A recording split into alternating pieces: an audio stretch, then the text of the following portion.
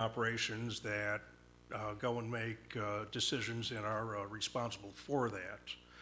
The modifications that were suggested by US EPA, conversations first started in February of 2017, and they went back and forth until May of 2017. October of last year, communication rose up again, and basically with attorneys Zito and attorneys Gossick from Zasnowski Zito, we have been able to update the proposed code, and a lot of this was done to clean up the language and then also to conform to the current regulatory language that is used throughout the nation and US EPA. And one thing we have to go and do is that we need to, or the council needs to adopt this to where then US EPA will adopt what we have adopted. And I'm standing by for questions. Madam Mayor. Alderman Brashaw. Thank you. Mr. Kapansky, does this mirror what other communities are doing as far as their requirements? And I noticed there are a couple things in here like Section E to protect both city personnel who may be affected by wastewater and sludge in course of their employment and general public, et cetera. Yes, there is a booklet called the EPA Model Pretreatment Ordinance, and this language is in there as well as what came from Region 5, US EPA down in downtown Chicago as to this is what they want to see, and this language is used, throughout the nation. Thank you.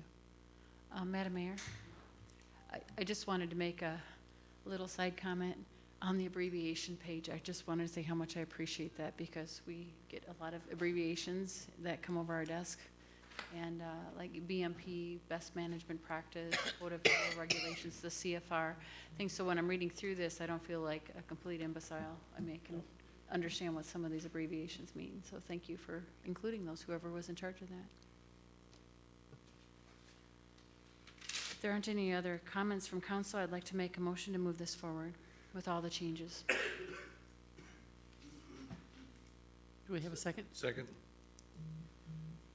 All right, we have a motion made by Alderman Brashaw, seconded by Alderman Burberry to move ordinance 2020-11 on to the next regularly scheduled meeting.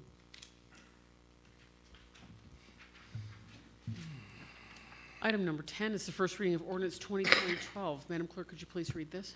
An ordinance amending Chapter 1220, Planning Commission, Chapter 1222, regarding the official zoning map, Chapter 1224, regarding subdivision regulations, Chapter 1484, regarding condominiums, and official comprehensive plan.